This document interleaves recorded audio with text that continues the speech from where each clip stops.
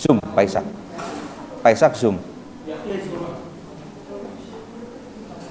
Beliau dosen senior di tempat ini ya. Dulu kalau nggak salah beliau Phuket 2 zaman saya kuliah. Tapi tahun 2005 beliau pamit dari sini lalu ke STT Cipanas. Dulu di dosen full time di sini malah lebih senior, dosen termasuk dosen senior beliau. Seangkatan sama, tahu Pak Yonatan Trisna? Nah, satu level lah dengan beliau.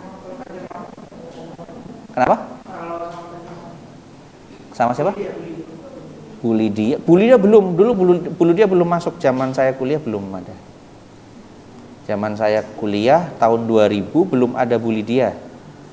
Pak Ishak Rudi itu dosen senior dulu, beliau kalau sekarang kan waket ya, tapi zaman saya kuliah kan masih institut. Institut itu masih ketua STT disebutnya rektor, masih rektor. Terus Kaprodi masih namanya dekan. Ya, dekannya dulu di zaman saya Pak Erastus, teologi, dekan teologi Pak Erastus, dekan Pak waktu itu Ibu Esther Mustamu, kalau nggak salah dekan misi, kalau tidak salah Pak Amos Hosea ya, saya lupa ya. Dulu 3 fakultas, namanya fakultas dulu, bukan prodi, namanya fakultas. Dan Pak Ishak Rudi dulu wakil rektor 2 yang urusan administrasi keuangan dan lain-lain. Kalau Pak Frans Pantan dulu waket 3 bidang kemahasiswaan. Nah, waket satunya saya lupa siapa waketnya satunya. Kalau nggak salah waket satunya tidak incas full di sini ya, tidak incas di sini ya. Kalau saya tidak salah ya. Tapi Pak Ishak Rudi termasuk dosen senior. Beliau tahun 2005 pamit dari sini ke STT Cipanas dan baru bergabung di sini tahun 2021 juga.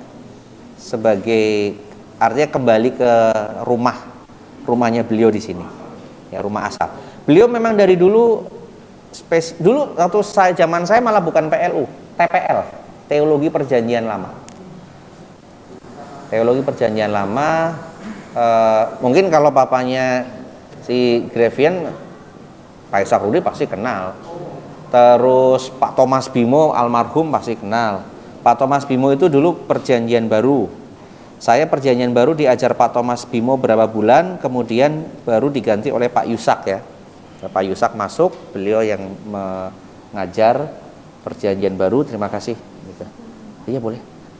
Lalu kalau yang mengajar bahasa Yunani Pak almarhum Pak Stefano ya, almarhum Stefano Ambesa.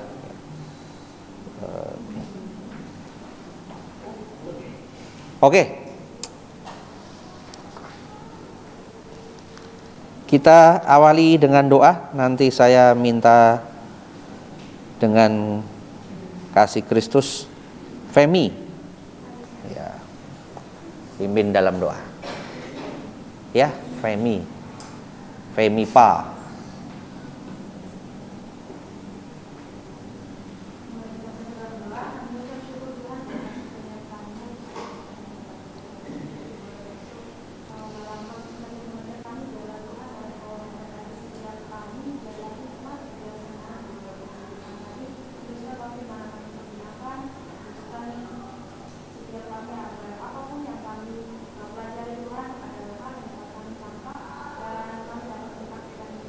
Amin.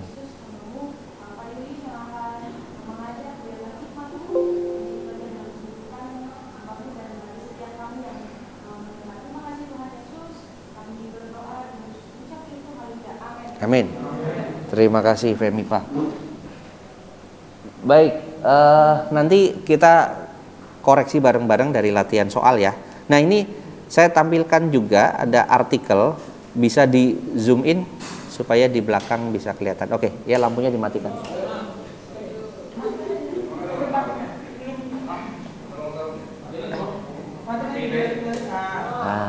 Oke.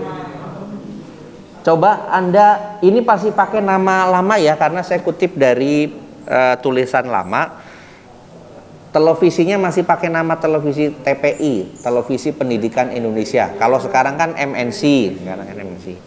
Dulu namanya TPI. Nah, ini ada kasus, studi kasus. Coba Anda perhatikan di sini studi kasusnya. Jadi kita latihan menginventarisir apakah tulisan di situ merupakan sebuah kritik yang baik atau dia lebih nuansa emosinya lebih dominan ya di dalam tulisan ini. Kita coba lihat bahwa problemnya apa, lalu sikapnya apa, lalu kemudian bagaimana seorang penulis ini melakukan provokasi. Jadi tulisan itu, makanya saya selalu sependapat bahwa bahasa itu selalu punya kekuatan. Bahasa itu punya dimensi violatif, tapi punya dimensi juga rekonsiliatif, yaitu bahasa. Jadi di dalam bahasa orang bisa direkonsiliasi, tapi melalui bahasa juga bisa terjadi kekerasan secara verbal, ya. Makanya kan kenapa penting hermeneutik? Hermeneutik itu kan sebenarnya konteksnya adalah memahami dimensi bahasa juga, ya. Nah, coba Anda perhatikan di sini sekilas saja dari tulisan tentang Upin dan Ipin, ya. Di ini aja, di scroll ke atas ke biar bawah, ke bawah ya, biar kebaca semuanya ya.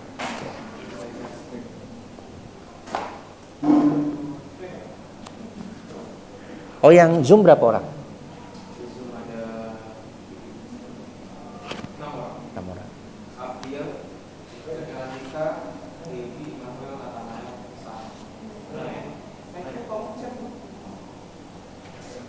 Nah, Upin Ipin sampai sekarang ya.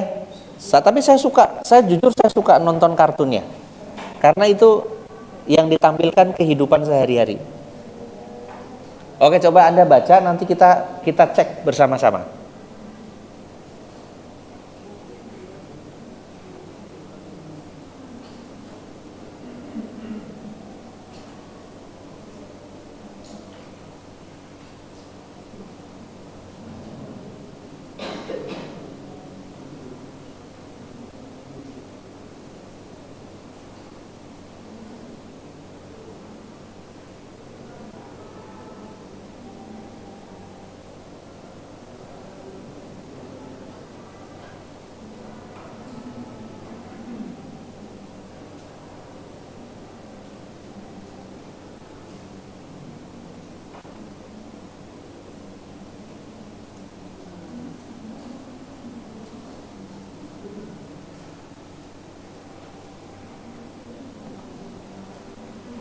Sudah?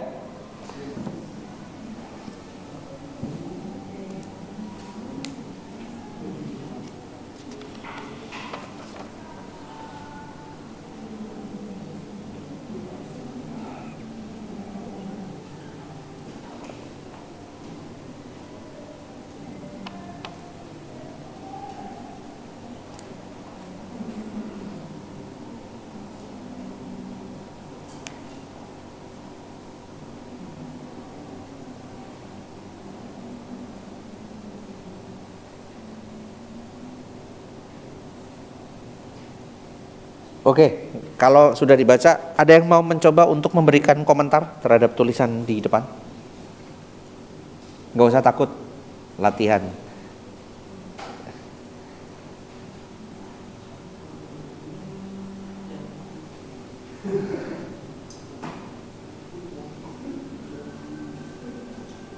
Ada yang mau beri komentar tentang tulisan di depan?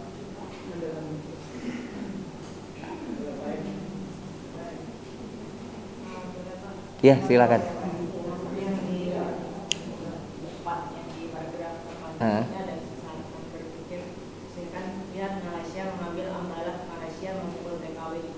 Apakah kita sadar begitu saja? Harapan saya sebagai protes, mari kita tolak dari kartu ini. Kita juga tingkatkan lagi semangat kreativitas kita untuk menghasilkan karya yang lebih baik dari Filipina. Nah, di sini ada kesesatan berpikir yang itu argumentum et misericordiam. kemanusiaan. Hmm. Nah, tapi kalau kita lihat sebenarnya yang dibahas di sini kan sebenarnya bukan tentang kehidupan seseorang, tapi tentang sebuah film. Jadi seharusnya tidak ada sebutannya dengan TKW, Pak. Mungkin itu saja. Ya, tadi ada unsur memukul TKW ya, seolah-olah bahwa kasus itu menjadi alasan kemanusiaan untuk kita sabotase produk Malaysia. Oke, kalau dari keseluruhan tulisan ini, apakah ini merupakan cerminan seorang yang berpikir kritis atau lebih kepada orang yang berpikir emosional? Tulisannya lebih kepada tulisan provokatif atau tulisan edukatif? Provokatif ya. Oke, tadi ada sesat berpikirnya, tadi sudah sampaikan Ferekundiam. Lebih kepada tulisan provokatif, sekalipun benar bahasa yang dikemukakan seolah-olah dia rasional. Dia rasional, bahasa yang dikemukakan. Dia mulai inventarisir problemnya dari serial Upin Ipin. Lalu kemudian Upin Ipin yang menyanyikan lagu Rasa Sayange. Kan dulu memang sempat diklaim lagu Rasa Sayange milik Malaysia. Kan banyak budaya kita yang diklaim milik Malaysia ya. Reok Ponorogo diklaim, terus kemudian wayang, batik, bahkan kalau tidak salah rendang juga termasuk diambil alih oleh Malaysia.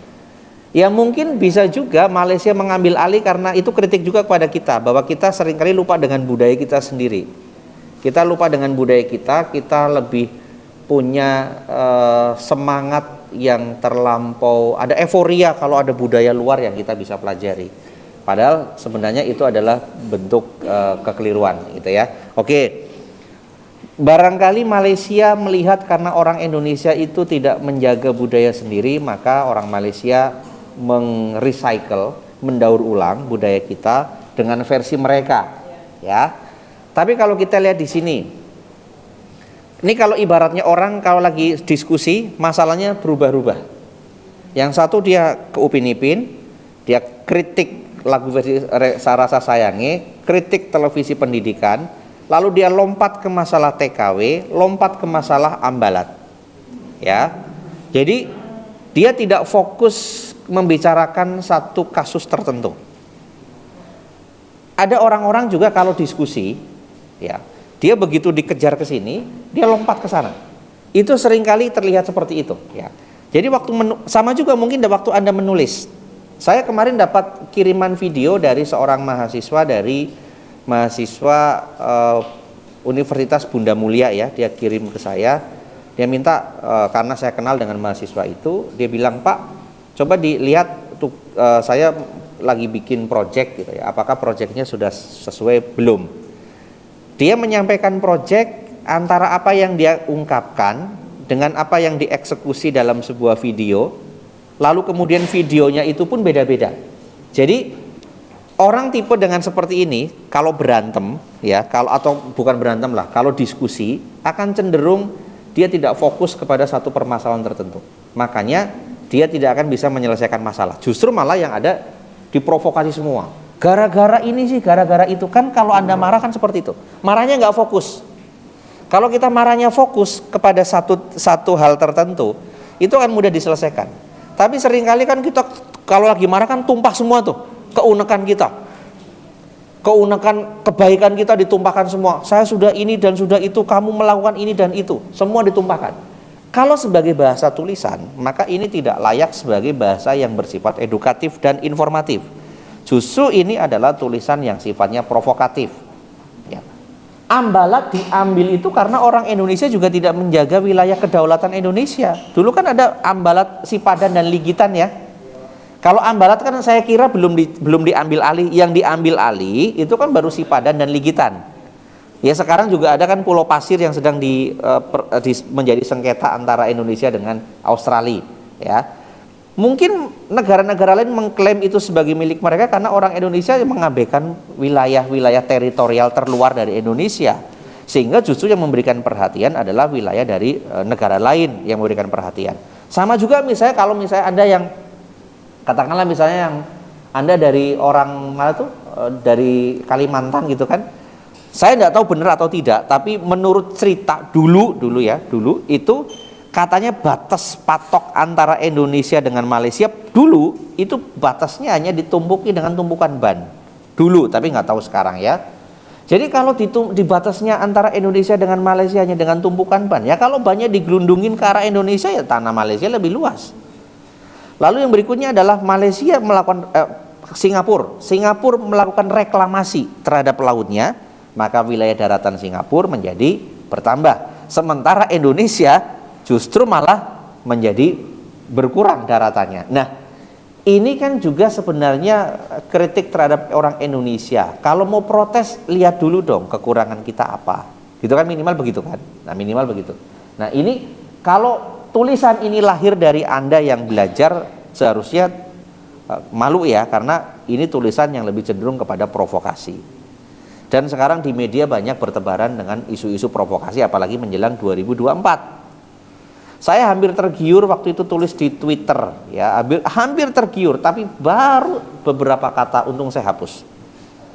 Saya tidak ingin energi saya dihabiskan untuk hal-hal yang tidak produktif, ya. Lebih baik arahkan, kalau kita tidak sependapat, kita buat tulisan yang sifatnya lebih argumentatif, tidak kemudian membuat kita juga mengotori media sosial dengan pikiran-pikiran yang bersifat propaganda, ya, dan provokatif. Nah, oke. Kira-kira itu. Sorry, namanya siapa? Efraim, Pak. Efraim. Oke, Efraim. Efraim Parsauran ya. Oke, kita langsung ke argumentasi. Ada yang mau ditanyakan sebelum kita berpindah ke argumentasi? Mungkin yang dari kemarin atau 2 minggu lalu. Ada yang mau ditanyakan? Silakan. Saya kepengen ditanya. Saya tuh kalau masuk kelas malah justru saya kepengen kalau bisa saya nggak ngomong ngajar, tapi saya ngomongnya untuk jawab. Ya, Efraim. Oke, yang lain dengarkan. Saya belajar dari yang baru sampaikan ini ya,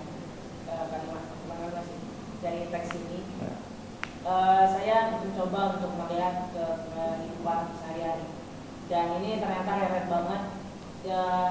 Ini adalah hal yang sering mungkin sadar atau tidak sadar malah kita lakukan dalam membahas sebuah forum. Kita membahasnya A, tiba-tiba nanti loncat ke B, nanti tiba-tiba loncatnya ke C. Jadi setiap forum itu nggak ketemu hasil sama sekali, karena banyak masalah yang disampaikan tapi belum selesai udah berganti.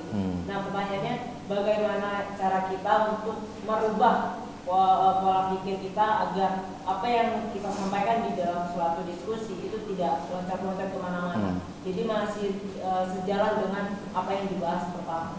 Pernah lihat ini nggak Anda, tayangan acaranya Bukan Empat Mata yang dibawakan sama Tukul? Tukul ya, selalu Tukul itu kalau ngomong sudah panjang lebar dia akan mengatakan apa? Kembali ke laptop. Artinya apa? Kembali ke topik. Kita seringkali topiknya itu melebar kemana-mana. Kalau lagi ngobrol, atau apalagi kalau lagi menyelesaikan masalah, dia bisa yang masalah bukan yang utama dikeluarkan. Kamu sih harusnya kamu kayak begini. Ini masalahnya di sini, jangan diperlebar kemana-mana dong. Dilokalisir di sini. Nah, satu kali pernah terjadi ada konflik antara pabrik di mana saya pernah membantu. Dulu saya kan tahun 2015 sampai 2019 saya mengajar di UMN juga. Tapi saya kemudian juga membantu di salah satu pabrik untuk pengembangan SDM. Nah, pabrik itu kemudian pernah terjadi selisih paham dengan satu universitas. Karena waktu itu universitas itu kirim mahasiswanya ke pabrik untuk penelitian. Tapi mahasiswanya ternyata datang ke pabrik pakai celana pendek. Terus pakai sendal, bukan pakai sepatu. Ya, direkturnya marah dong. Kamu mau penelitian atau mau main-main ke sini? Ya. Akhirnya diploncok sekalian di situ, di ruang itu. Kebetulan saya tidak ada di situ. Dia mahasiswanya 10 orang atau berapa orang, itu merasa seolah-olah dipermalukan sama si pabrik itu. Pulanglah, dia laporan ke kampus. Saya dipermalukan tanpa dia menjelaskan bahwa saya pakai celana pendek. Kalau dia dijelaskan, pasti dosennya juga akan marah. Ya, akhirnya dosennya sempat salah paham dengan informasi. Nah, miskomunikasi, dosennya menerima informasi dari satu pihak, tidak dua pihak. Jadi satu pihak langsung kemudian dari pihak dosennya hubungin saya. Mas Julius, apa benar terjadi seperti itu? Saya kurang tahu karena pada hari Sabtu saya tidak hadir di sana. Jadi di pabrik itu setiap hari Sabtu selalu ada namanya ibadah perubahan namanya. Kita bikin ibadah tapi namanya ibadah perubahan. Semua orang boleh berkreasi, bikin puisi, bikin atraksi, bikin karya seni di situ ada, ya. Lalu kemudian terjadilah konflik bersih tegang antara si universitas ini dengan pabrik di mana saya bekerja. Universitas mengatakan begini, kami tidak akan jadi penelitian di pabrik Anda. Ya, artinya berarti apa yang ada di pabrik Anda tidak bisa kami teliti dan tidak bisa kami laporkan secara akademis. Si pabrik merasa bahwa saya tidak mempelonco mahasiswa dan mempermalukan. Ini terjadi karena mahasiswa sendiri yang datang dengan celana pendek, datang mau penelitian pakai sendal. Akhirnya saya diutuslah untuk menjembatani komunikasi antara pabrik dengan pihak kampus. Begitu saya jembatani di sana, ternyata informasi yang sampai kepada pihak kampus, informasinya tidak akurat. Informasinya datang ke sono kami dipelonco, kami dipermalukan. Langsung saya kasih tahu ke dosennya, Bapak Ibu perlu diketahui bahwa kenapa direktur di tempat ini sampai kemudian seolah mempelonco mahasiswa itu, karena yang bersangkutan datang dengan celana pendek, datang dengan sendal, dan seolah-olah tidak ada itikat baik untuk mengadakan penelitian. Kan mahasiswa punya unggah-ungguh untuk penelitian itu seperti apa, tapi tidak dilakukan. Begitu dosennya tahu seperti itu, malah dia ngomelin si mahasiswanya. Tapi mahasiswanya di situ berputar lagi. Oh, bukan hanya itu, Bu, soalnya dia orangnya juga keras, kepada karyawannya juga saya lihat keras. Akhirnya dia pelintir kemana-mana. Jadi langsung saya mengatakan begini, kalau Anda kemudian diskusi tidak fokus, Anda ubah kemana-mana dan tidak fokus kepada yang sedang kita permasalahkan, Anda nanti akan berasumsi tentang orang lain. Kalau Anda sudah berasumsi tentang orang lain, Anda gawat, berarti Anda penyebar hoax. Ya, nah itu. Nah, memang untuk kita fokus kepada topik itu tidak serta-merta bisa kita lakukan dengan cepat ya. Kita butuh proses yang cukup panjang juga. Karena selama ini kita cenderung ketika mempertahankan diri, kita akan keluarkan pelor itu secara membabi buta. Ibaratnya kalau kita punya senapan kita tidak ditembak ke satu sasaran, kita tembak ke banyak orang. Der. Pokoknya kalau sana nggak kena, siapapun saya tembak. Kalau Anda marah kan seperti itu kan? Marah gini. Kalau Anda marah sama dosen, Anda mau melampiaskan ke dosen kan nggak bisa. Cenderungnya manusia itu kan punya defense mechanism. Cara manusia untuk melampiaskan kekesalan kepada otoritas adalah Anda cari orang lemah. Oh iya, itu manusia. Cara untuk Anda melampiaskan kekesalan kepada otoritas, Anda nggak bisa. Otoritas itu punya hak yang akan bisa menentukan kebijakan dan Anda mungkin akan dibuat hal-hal yang tidak nyaman. Caranya apa? Kita akan mencari orang yang paling lemah dibanding kita. Dia sebagai tempat pelampiasannya kita. Ya, Anda marahnya kepada dosen, Anda lampiaskannya kepada teman. Anda marahnya di kampus, Anda lampiaskannya di rumah. Anda marahnya di rumah, Anda lampiaskannya kepada orang lain. Selalu akan mencari orang yang lemah menjadi tempat kompensasi untuk Anda melampiaskan. Itu manusia. Jadi itu ibaratnya pelor kita salah sasaran sebenarnya. Anda marahnya ke siapa? Anda marahnya poin di mana? Kenapa Anda buka semua? Apalagi kalau Anda ketika marah, aibnya orang dibuka. Itu berarti diskusi kita sudah tidak sehat. Kita berarti tidak sedang menyelesaikan masalah, tapi sedang justru menambahkan masalah. Ya, selesaikan masalah pada poin itu, jangan dimerembetkan kemana-mana. Kalau dirembetkan kemana-mana, debat kusir.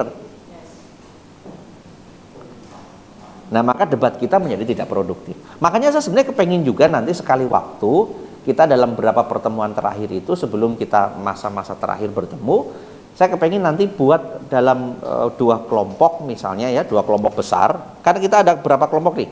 Katakanlah ada 10 kelompok, 5 kelompok jadi satu grup, 5 kelompok jadi satu grup. Nanti kita diskusikan sesuatu.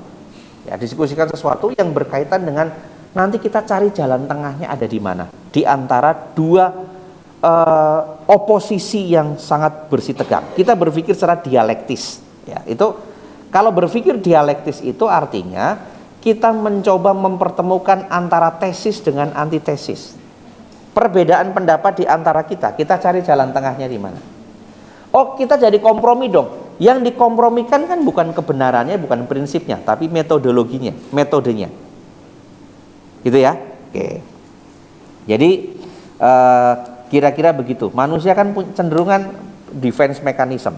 Makanya kenapa kalau misalnya kayak ospek misalnya, ketika Anda ospek diomelin sama orang rasanya nggak nyaman, tapi Anda akan melakukan hal yang sama kepada adik kelas Anda, karena Anda merasa apa? Dendam saya belum terlampiaskan,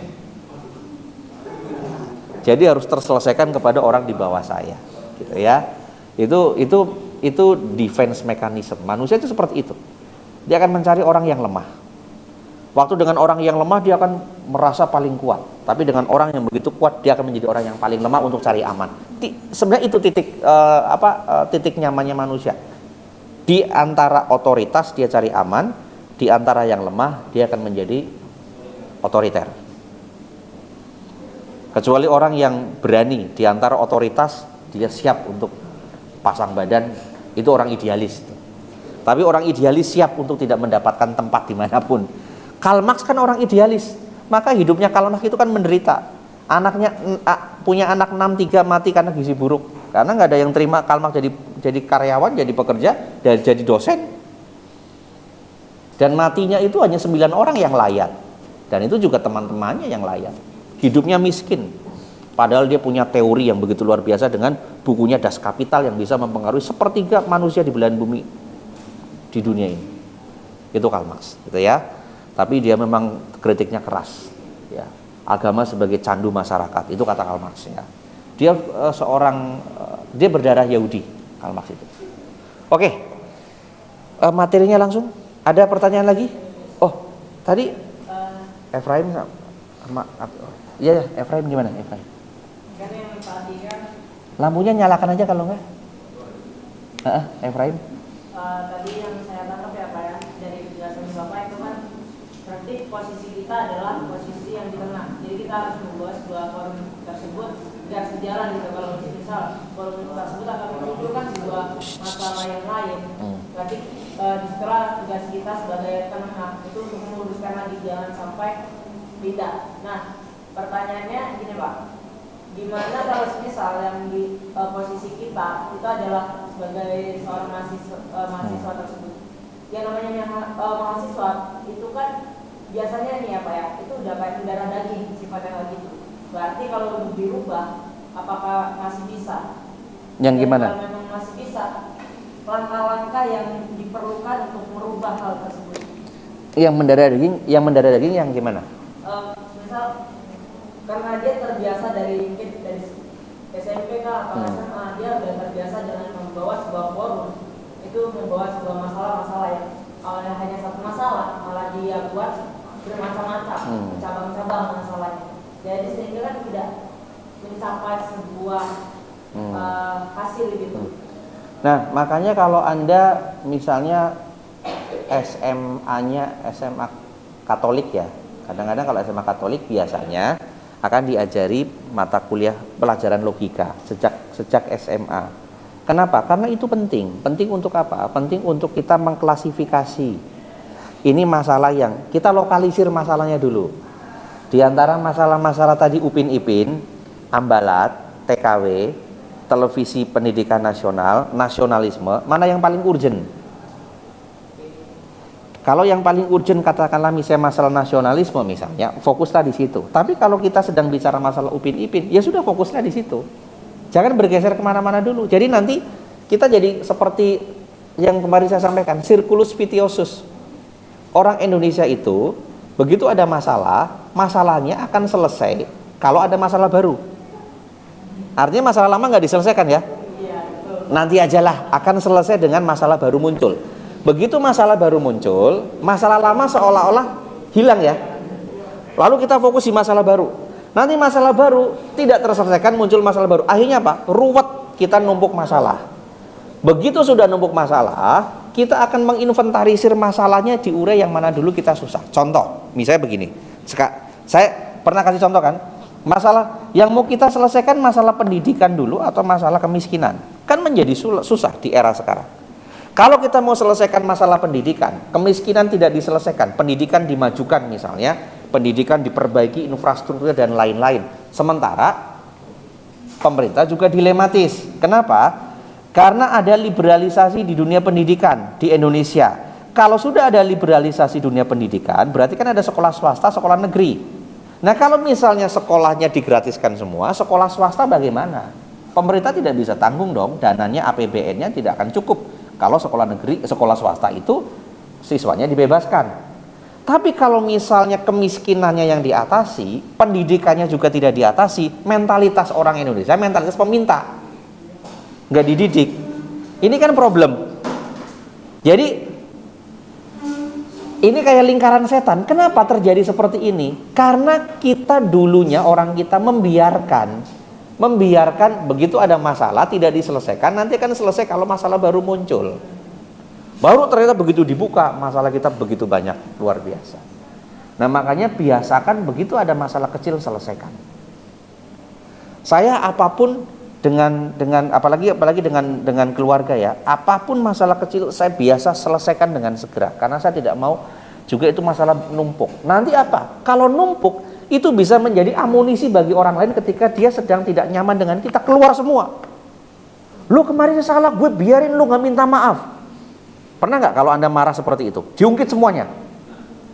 Diungkit. Marahnya nggak kontekstual, pikiran kita nggak bisa mengontrol emosi kita. Jadi keluar semua.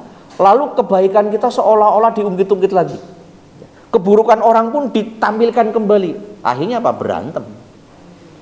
Maka seharusnya memang kalau Katolik dari SMA biasanya mereka diajarkan logika. Tujuannya apa? Mengklasifikasi mana yang urgent, mana yang receh, mana yang penting. Kita kan seperti mikroskop, terlalu membesar-besarkan yang kecil. Yang kecil digede-gedein gitu ya. Kamu keluar lo jam berapa tuh nggak izin lo, dipermasalahkan gitu ya, dan lain-lain. Terus lo nggak ngerjain tugas, dibesar-besarkan. Padahal sudah selesai masalahnya, harusnya sudah selesai. Ini saya kasih ilustrasi begini. Ilustrasi ini gini, ada dua orang Buddha, dua orang wihara, dua orang biksu. Sekali waktu dia pulang terburu-buru karena waktunya sudah mau sore, seperti Anda kan, kalau pokoknya jam 5 harus sudah sampai kampus gitu kan, di asrama. Dia buru-buru. Nah, dia tiba-tiba melewati harus menyeberangi sungai. Pada waktu dia menyeberangi sungai, dia lihat ada seorang gadis yang juga mau menyeberangi sungai. Tapi gadis itu tidak nyebrang-nyebrang karena gadis itu takut menyeberangi sungai. Lalu si biksu A mengatakan begini, "Sudah, saya gendong kamu sampai ke seberang sana." Lalu si biksu B menggerutukan dalam hati, masa kita sebagai seorang biksu bersentuhan dengan perempuan, kan bukan muhrim kita. Kita pegangan tangan aja nggak boleh, ini apalagi menggendong. Biksu B merasa tersandung, tapi biksu A santai saja, dia gendong. Begitu sampai di tempat tujuan di seberang sungai, biksu A turunkan perempuan itu, silakan kamu pulang ke rumah kamu, orang tua kamu sudah tunggu. Lalu biksu B sambil perjalanan pulang menuju ke wihara, dia terus menuduh si biksu A, kamu ya sudah tidak taat pada aturan kita. Kalau sampai nanti ketahuan sama guru, kamu kena hukuman, saya nggak mau tanggung jawab ya. Kamu sudah melakukan. Kita kan seringkali seperti biksu B ya, nolong enggak tapi menghakimi iya. Menghakimi orang yang menolong ya. Lalu biksu A mengatakan begini, hei kawan, perempuan tadi sudah kutinggalkan di seberang sungai sana, kenapa kau masih bawa dalam pikiran? Coba dicerna dulu. Kawan, kepada biksu A kepada biksu B, perempuan tadi sudah kuturunkan di seberang sungai sana, sudah selesai aku doh, so aku sudah turunkan. Kamu yang tidak menolong, kenapa kamu masih bawa dalam pikiran? Bisa dipahami nggak ilustrasi ini? Nolong enggak, tapi menghakimi orang yang menolong. Yang menolong sudah selesai dengan dia menolong orang lain dengan menurunkan. Yang mengunyah dalam pikiran siapa? Biksu B. Itu cocok untuk ilustrasi Filipi 3 ayat 15. Lupakan yang di belakang, berlari pada yang di depan.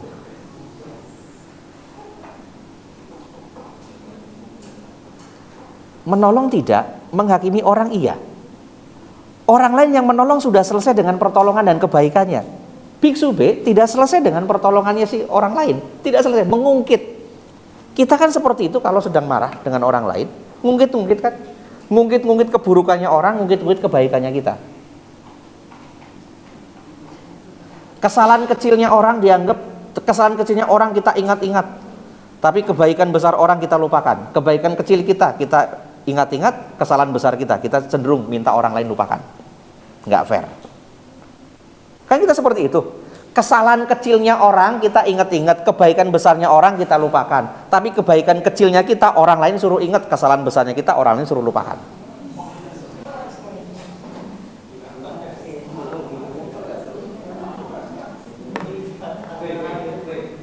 Tapi saya kemarin waktu hari Selasa kemarin saya kaget, Gervin kirim foto. Wah, berarti Gervin nyetir pakai tangan apa ini gitu ya? Atau langsung kameranya nyambung ke handphone. Gitu ya. Jadi kalau marah, marahlah dengan konteksnya, pasti akan cepat adem. Tapi kalau marahnya nggak konteks, dipikirin, apa iya ya gitu ya.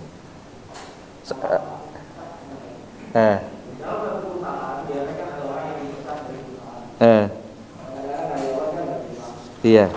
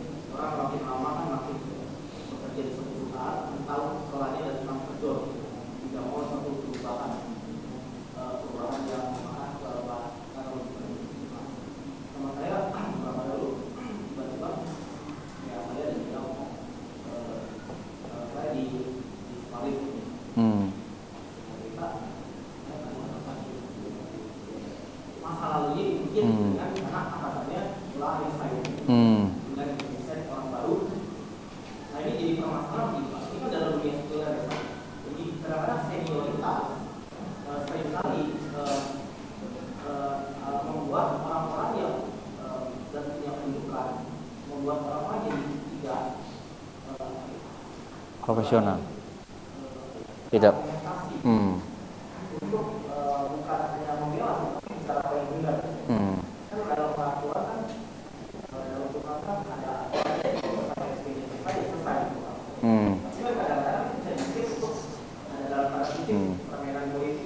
Iya, iya. Iya.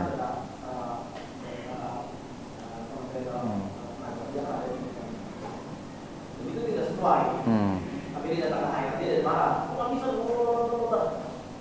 cerita HRD bilang kamu terima aja gitu. Ini kebijakan.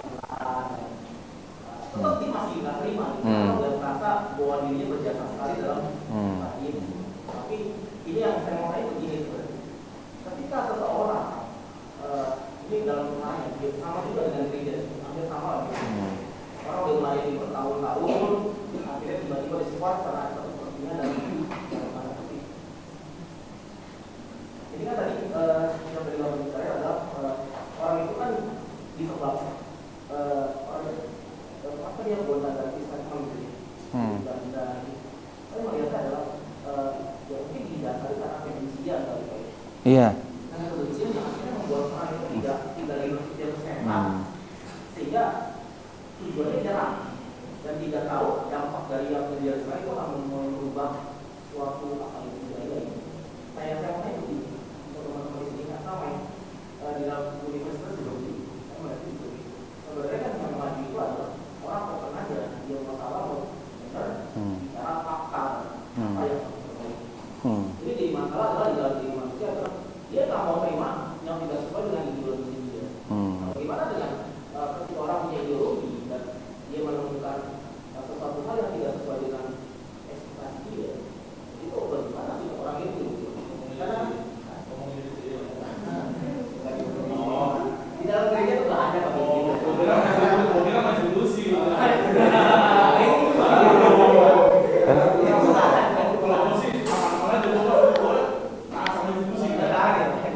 Walaupun ada sedikit iya.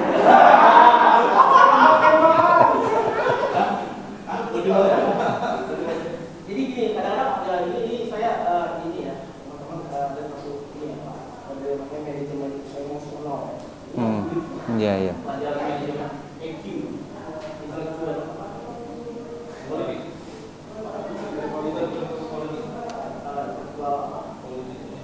Emosional. EQ. Itu yang nggak dicari dari perusahaan. Sehebat apapun Anda punya karya, tapi emosional Anda tidak dikontrol, itu menunjukkan bagaimana pribadi Anda. Kayak saya mau tanya begini, ketika seorang punya ideologi dan masuk dalam satu sistem, dan sistem itu kita tidak bisa terima, bagaimana sikap orang itu? Karena itu tidak gampang, ini permasalahan ini permasalahan tidak gampang. Di keluarga itu juga ada dalam hidup keluarga. Orang-orang punya aturan main, kita tidak bisa terima.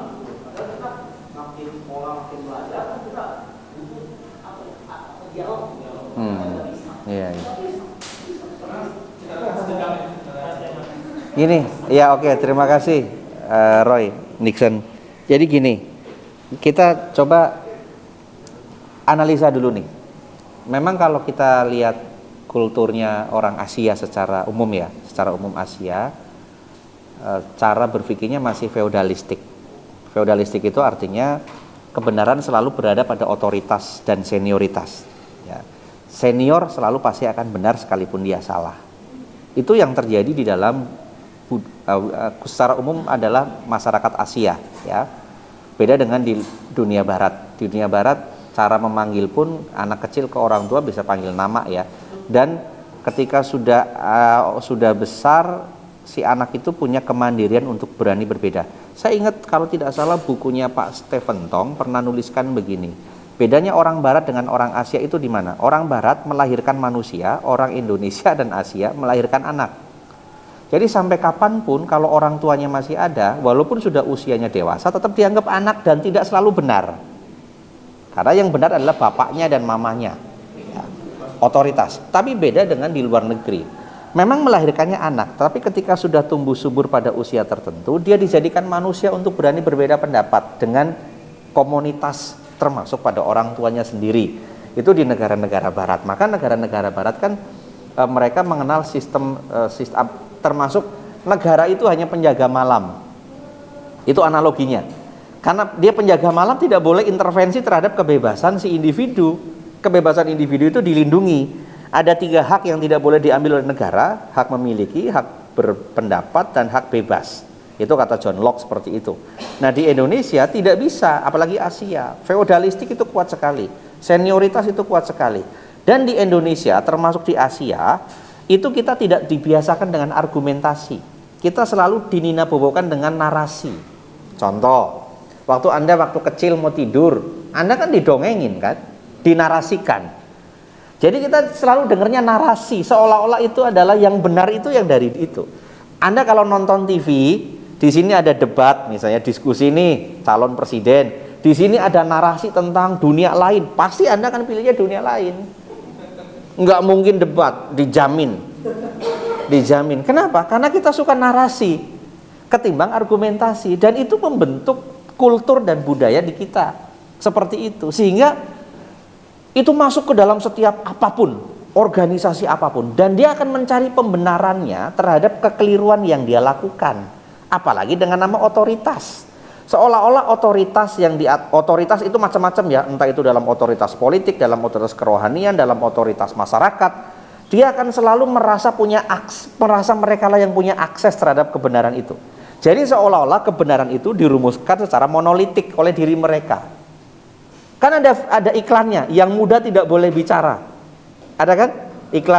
Sampurna ya kalau tidak salah ya, yang muda tidak boleh bicara. Kenapa? Ya itu. Jadi kebenaran itu selalu ukurannya pada usia. Tapi memang di Alkitab juga ada ya, semakin beruban semakin bijaksanalah dia. Itu kan dulu. Oh berarti kalau gitu Alkitab salah. Alkitab tidak salah. Yang kita transposisi dalam hermeneutik itu substansinya, bukan literasinya, bukan harafiahnya. Oh dulu di zaman dulu perempuan nggak boleh memimpin, bukan perempuannya, karena memang konteks masyarakat dulu seperti itu.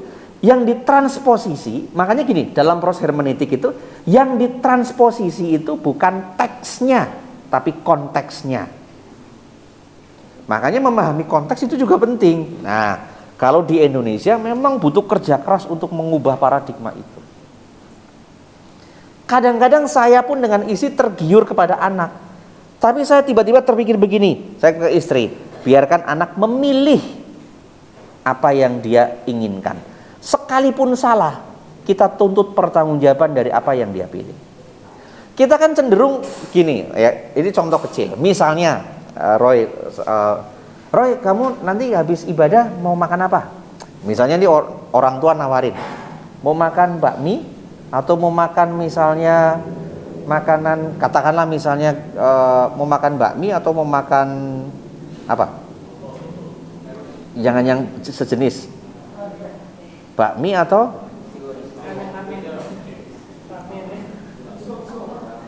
ramen sejenis dengan bakmi. Iya, nasi lah yang berbau-bau nasi lah, atau ayam lah, ayam geprek lah ya gitu ya. Lalu si Roy bilang begini, mah gitu ya, atau ke saudaranya yang ngajak, ini cuaca lagi dingin-dingin begini, kayaknya kalau makan bakmi enak. Pernah nggak Anda ngalami? Terus orang tua Anda bilang begini, ya bakmi lagi, kemarin kayaknya kita baru makan bakmi. Jangan bakmi lah, jauh tempatnya, udah ya ayam geprek aja ya. Seolah-olah kita diberikan pilihan, tapi pada saat kita mengeksekusi pilihan kita tidak ditolerir. Iya kan? Atau dosen di ruang kelas, kalian tidak mau belajar silakan. Dia ngomong begitu, tapi ternyata menyisipkan konsekuensi yang akhirnya kita tidak bisa memilih itu. Kalau tidak belajar jangan salahkan saya, nanti saya laporin kamu ke ketua BPD atau ke gembala kamu. Akhirnya kita jadi tidak punya, oh kalau gitu ya, kamu nggak pakai celana, saya tadi maaf saya pakai celana jin ya, pakai jin, tapi saya puji Tuhan saya bisa menaklukkan jin.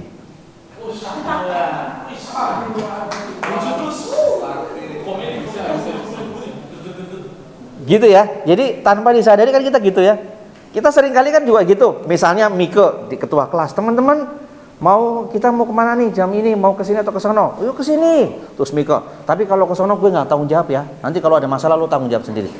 Seolah-olah diberikan kesempatan, tetapi satu pilihan tertentu diberikan konsekuensi yang pada akhirnya kita tidak bisa memilih dan tidak sanggup memilih.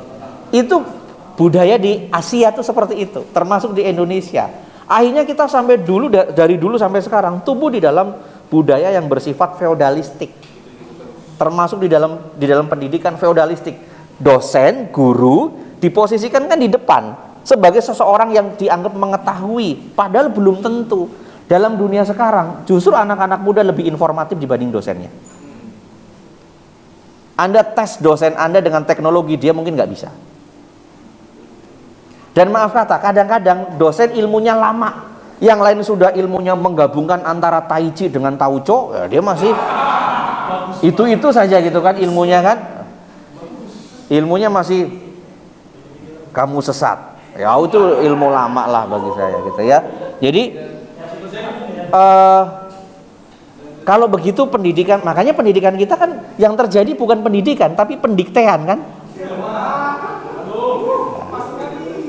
begitu Roy Nixon. Jadi makanya gini, apa yang perlu kita lakukan? Makanya kita punya antivirusnya sendiri. Kita jangan absen dimanapun tempat, baik di tempat beribadah, dalam diskusi, di kampus, jangan absen berpikir. Kalau absen berpikir, Anda seperti laptop kosong, komputer kosong, yang siap diinstal apapun oleh orang dari luar. Virus kita bekerja, antivirus kita bekerja. Begitu ada yang menginstal, data masuk, dia bawa virus, antivirus kita bekerja, refresh, keluarkan itu virus itu. Gitu. Nah makanya logika itu penting.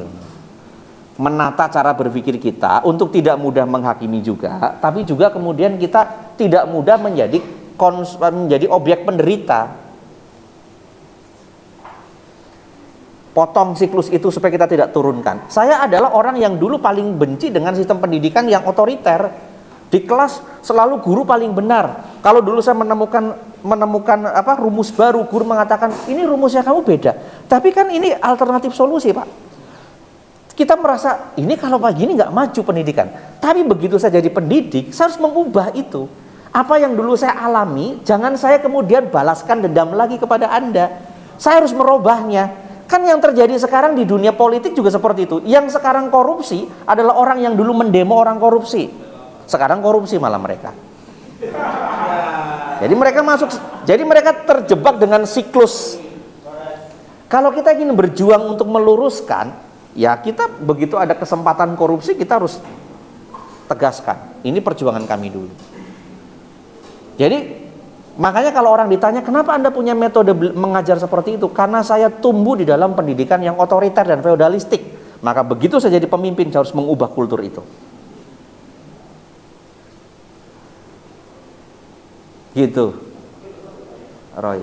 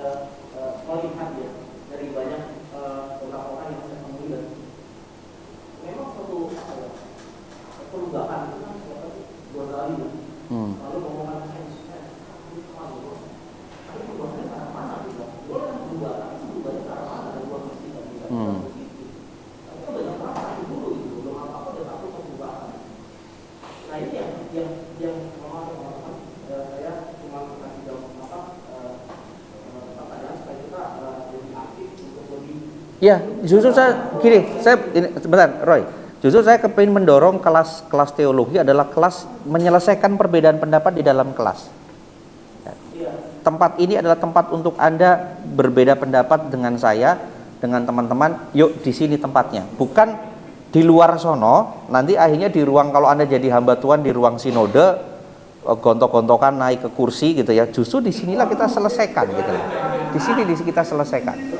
Jadi kita selesai, ini jadi sasana bagi kita untuk mengadu, bukan mengadu siapa yang pintar ya, tapi mengasah kecerdasan dan sensitivitas berpikir kita. Saya senang kalau ada orang yang kritis ya, dibanding orang yang krisis, gitu ya. Ya, oke, silakan Roy, lanjutkan. Ya, mohon maaf ya, ini kita kan kadang-kadang terlalu sensitif dengan alfinis, armenia, tapi tidak mempelajari data-data apa ada alfinis, kenapa ada armenia. Ini yang saya jadi kita tuh berdebat untuk hal-hal yang statement. Tapi kembali lagi sebenarnya ini adalah kembali lagi pada perintah amanat agung itu, komunitas ini mengenai ajaran-ajaran yang namanya tentang Tuhan, ada yang namanya itu karena selamatan harus ini kan debat yang klasik lah ya, di mana orang kan. Tapi memang Tuhan di kita ini supaya manusia tuh mesti menjaga besi gitu. Bukan untuk saling menyakiti, tetapi untuk saling membuat kuat gitu. Karena yang menyerang Kristen kan Alkitab bilang kan filsafat dunia, dongeng-dongeng yang kosong. Itu yang membuat jadi kekristenan kita jadi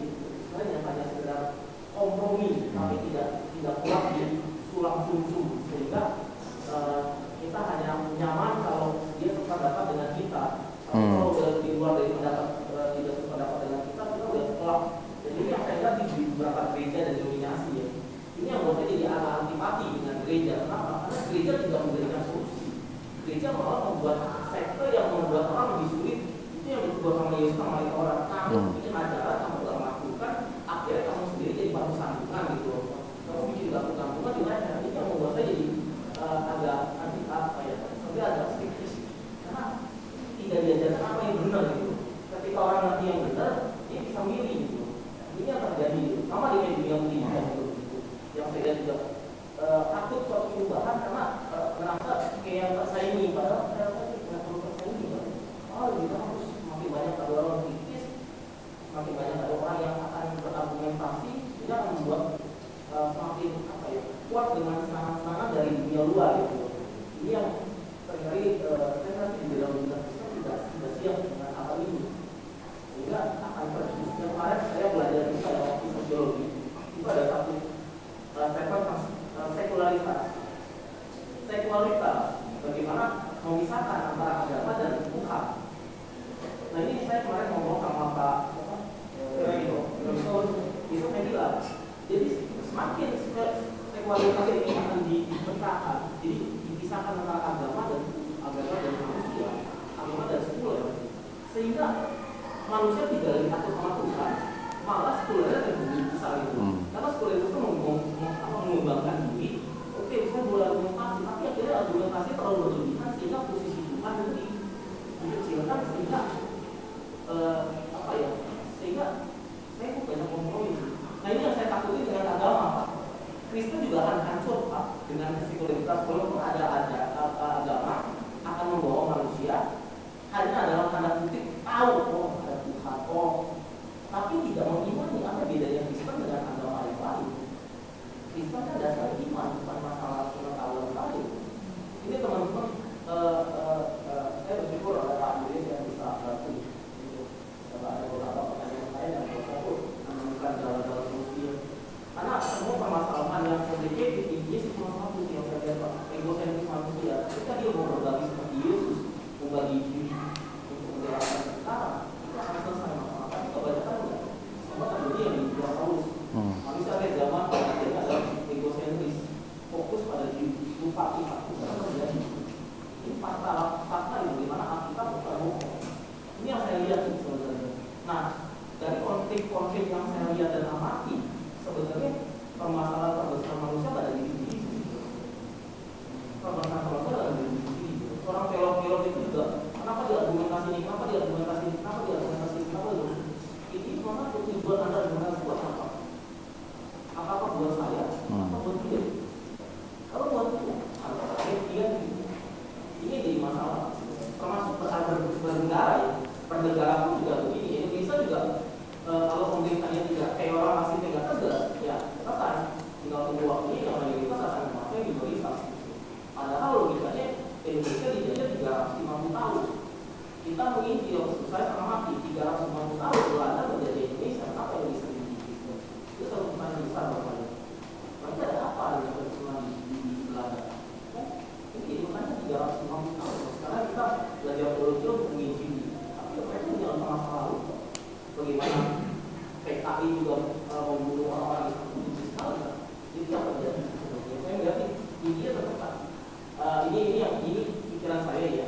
Ya kalau ada yang salah, tolong dibantu di pencerahan.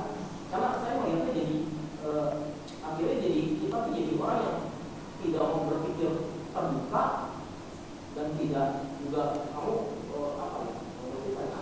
ya, itu bahayanya berpikir eksklusif ya. Sampai-sampai orang ahli Taurat dan orang Israel dengan keeksklusifan berpikirnya mereka tidak bisa diubah oleh Yesus yang adalah Tuhan kan. Yesus yang adalah Tuhan tidak bisa mengubah cara berpikir mereka karena mereka sudah menjadi ideologis. Mereka sudah memahami bahwa Mesias itu memang akan datang, tetapi datang dalam konteks dunia politik. Kan terjadi semacam distorsi di zamannya Musa.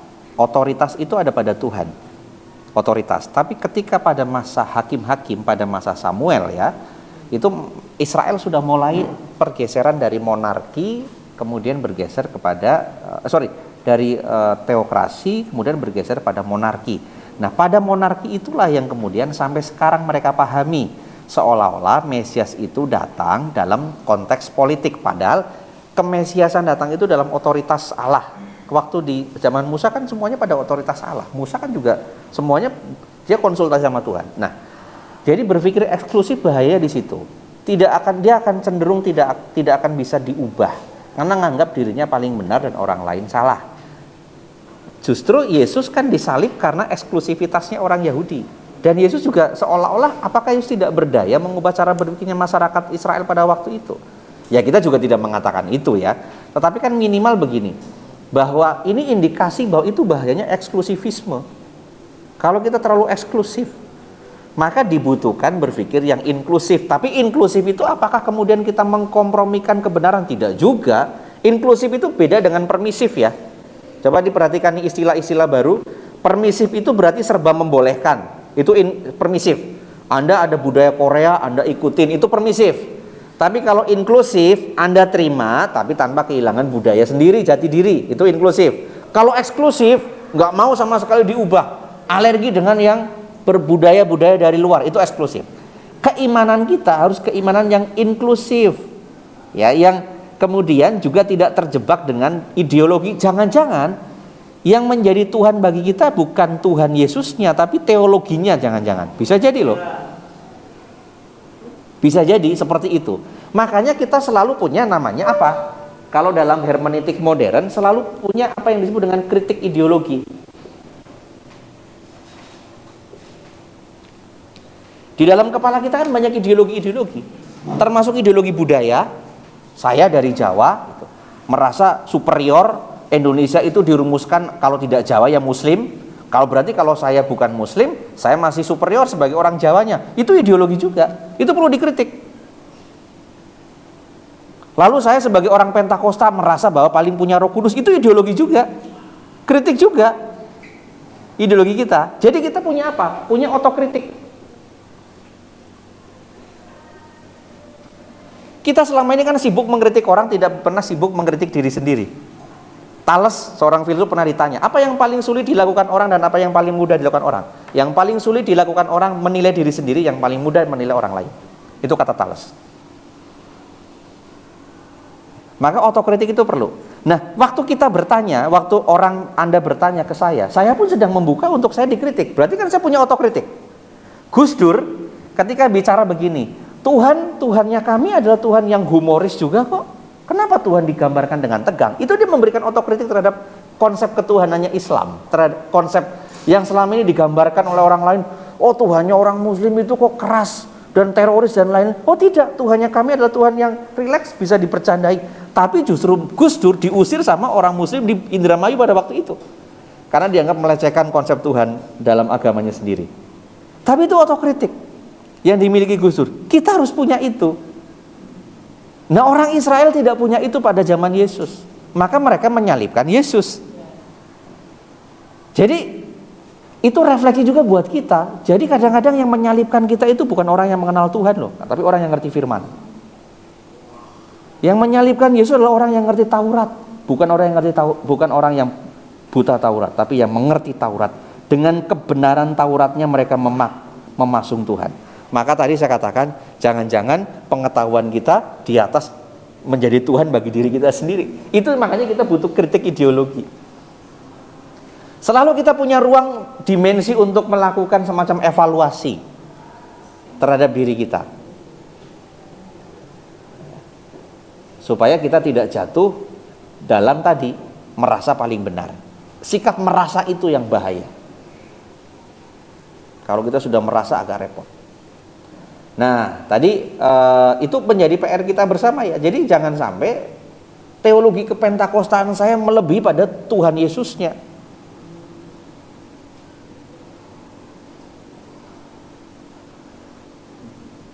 Makanya kalau Yesus hadir di masa sekarang, Yesus akan disalibkan sama denominasi-denominasi di Indonesia.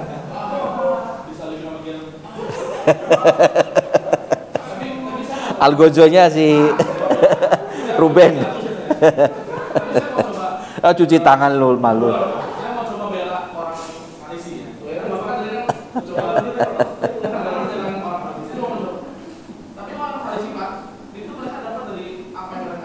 Manusia kan terbentuk dari konstruksi sosial, ya. Yang dimana konstruk sosial itu berasal dari pemahaman-pemahaman dan nilai-nilai yang sudah ada sebelumnya.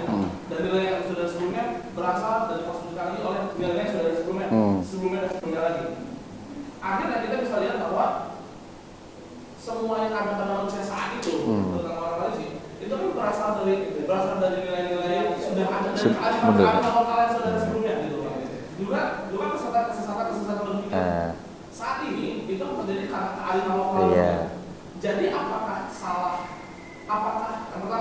mereka salah secara human being memiliki pemahaman seperti itu. Dan apakah mereka menjadi primitif kalau mereka tidak menggunakan menjadi salah hanya karena tidak menggunakan apa yang dikatakan Bapak juga. Ini kan juga hasil budaya kan, hasil pemikiran dari seseorang yang diturunkan dan disepakati, dan semua orang kan menyepakati ini. Terus harusnya kita ambil dari mana nih? Karena semua sama-sama nilai yang mana arif gitu, bahkan arif kan baik gitu ya. Jadi dari mana nih kita harus? Nah, kan esensi pengetahuan itu kan selalu berubah. Dia tidak berada dalam situasi yang statis. Itu esensi pengetahuan. Dia berubah. Lalu yang berikutnya begini. Yang disebut kearifan lokal kan berarti harus arif dong. Kalau kemudian menciptakan ketidakarifan, contoh seperti kasus yang kemarin di gereja di mana tuh? Di daerah mana? Serang ya? Yang tidak boleh ada gereja di mana tuh? Iya, di wali kota Cilegon ya. Mengatakan itu kearifan lokal kan?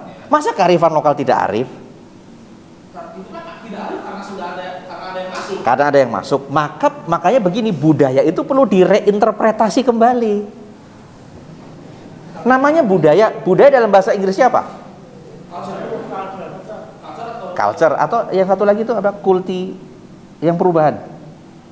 Aduh saya lupa. Bukan change, bukan. Cultivation atau apa ya? Kultivasi mah teori itu di dalam seni. Budaya itu kan harusnya bergerak dari sesuatu yang negatif menjadi sesuatu yang lebih baik. Manusia benar, dia adalah human culture, ya. Dia adalah makhluk yang berbudaya, dimanapun tempat, dia selalu berbudaya. Nah, karena itu budaya dalam pergerakannya dengan seiring perkembangan zaman manusia, seiring dengan pola pikirnya manusia, harusnya budaya tidak statis dong. Kan budaya ciptaan manusia yang membuat manusia. Masa manusianya berubah, budaya tidak berubah? Maka perlu direinterpretasi kembali. Nah, maka pada kasusnya misalnya konsep hermeneutiknya orang Israel terkait dengan kemesiasan, itu makanya perlu direinterpretasi kembali. Interpretasi terhadap kemesiasan itu interpretasi yang dipenuhi dengan ideologi monarki. Jadi begitu sampailah ke mereka adalah produk jadi bahwa ini sudah monarkis nih, sudah politis nih konsep tentang Mesias. Mereka tidak melacak pada sumber yang asli sebelum terjadinya konsep monarki itu, bagaimana sebenarnya konsep tentang masalah Mesias itu. Jadi mereka hanya terhenti pada aspek itu saja. Ada semacam keterputusan sejarah. Maka perlu reinterpretasi. Nah, yang dilakukan Yesus ingin mengembalikan esensi Taurat jauh sebelum pada masa monarki. Dikembalikan pada esensinya. Esensi Taurat itu mengasihi Tuhan dengan segenap hati dan mengasihi sesama. Bukan kemudian Taurat dilegalistikan berdasarkan konsep monarki yang akhirnya menggambarkan Mesias pun sebagai tokoh politik. Itu kan pengaruh Ezra kan, karena kemudian Ezra begitu masyarakat Israel dibuang, mereka mulai berpikir kita dibuang karena nggak melakukan hukum Taurat. Akhirnya dia tambahkan tuh sampai 616 aturan. Ada berisi aturan, berisi larangan, 616 aturan. Kita nggak boleh ini di hari Sabat, kita harus melakukan ini dan itu. Tapi itu semua dikurung dengan apa? Dengan tradisi yang sudah monarkis. Jangan-jangan misalnya, makanya kenapa? Misalnya gini, kenapa ada konsep keislaman dari Gus Dur kok lebih toleran misalnya? Atau dengan keislaman yang Wahabi itu jauh lebih keras dan lain-lain. Jangan-jangan punya pendekatan yang berbeda dan proses hermeneutiknya juga menjadi berbeda. Maka tadi saya katakan Budaya itu perlu direinterpretasi. Maka kita tidak menjadi sekedar menjadi orang yang berpikir dogmatis menerima apa adanya. Kita juga menjadi orang yang kritis.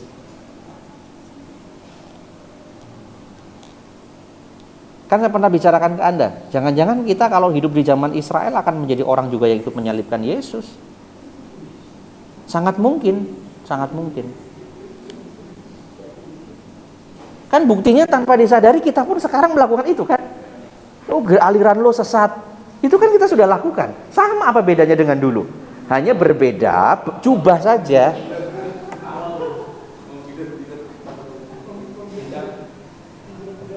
Iya kan?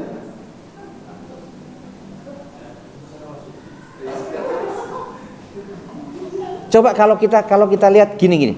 Kalau kita lihat sebenarnya Yesus sudah kasih contoh begitu banyak ya dalam kitab suci. Yang katanya orang Israel ngerti Mesias lahirnya di mana. Tapi yang datang menyumpai Mesias justru orang Majus kan, yang nggak pernah dikirim nabi, nggak pernah dikirim Taurat. Hanya berpijak dari pengetahuan dunia perbintangan. Saya mulai memikirkan begini. Kalau begitu, pengetahuan yang dimiliki orang Majus, kalau orang Majus serius mencari kebenaran, Tuhan akan tuntun dengan pengetahuan yang dimiliki untuk menemukan kebenaran. Tapi orang Israel, sekalipun dia punya akses terhadap kebenaran, tapi dia sudah mengideologikan kebenaran itu, malah dia kehilangan kebenaran yang otentik.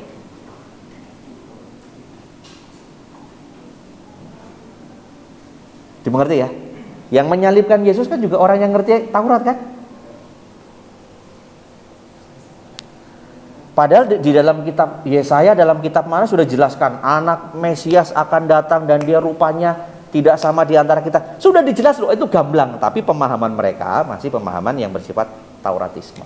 Oke, sudah jam 1 ya. Anda jam makan siangan yang di asrama. Kita lanjut Senin depan.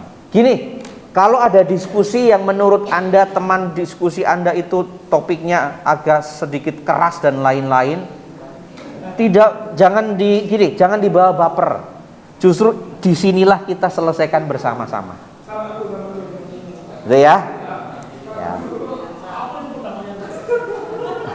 Enggak, kadang-kadang gini, kadang-kadang yang diskusi mah nggak masalah, yang mendengarkan yang bermasalah kadang-kadang. Ya. Jadi yang mendengarkan harus legowo ya.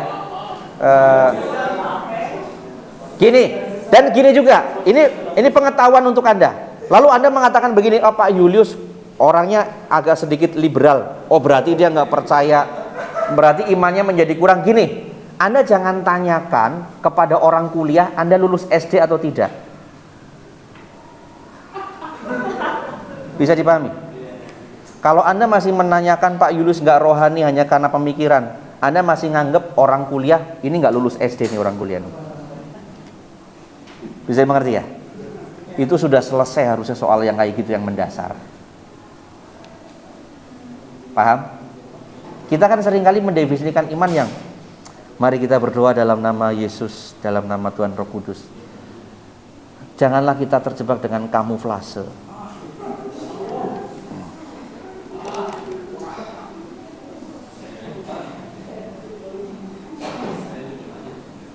Oke, kita tutup dalam doa. Fiona, masuk Fiona. Ya, Fiona pimpin dalam doa. Oh, yang kemarin Irma mana yang namanya Irna? Irna mana Irna? Enggak, yang berdoa tetap Fiona. Yang Irna mana ya? Oh, Irna. Yang minggu kemarin bertanya Irna ya? Oke, Fiona silakan pimpin doa.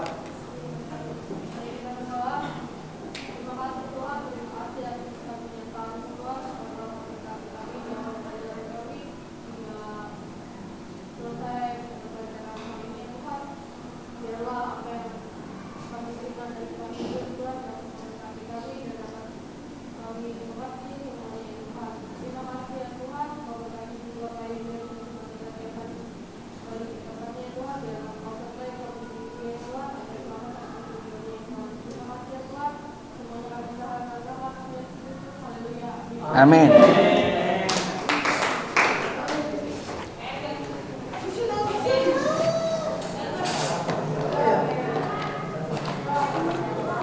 Ini absensinya mana? Ini Pak. Ini yang teologi mana? Ini. Yang Bukan ini.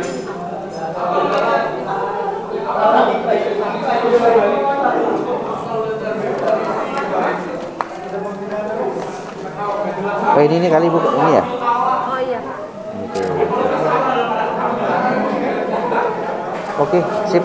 Terima kasih, Mika. Oke, Tuhan berkati. Rizky, gimana? Bapak udah sehat? Patah, tapi nggak sampai patah tulang kan? Pinggang sakit banget. Kita masih dicek sih, takutnya nggak bisa berdiri. Nggak bisa juga sakit. Pak, salah. Di sini. Ini Teo 22. Di sini. Mana? Di sini yang tadi ini. Ini nanti nih. Oh iya. Ini bener kan? 7.14 udah bener. Tinggal ditambahin aja ini. Tadi apa ya?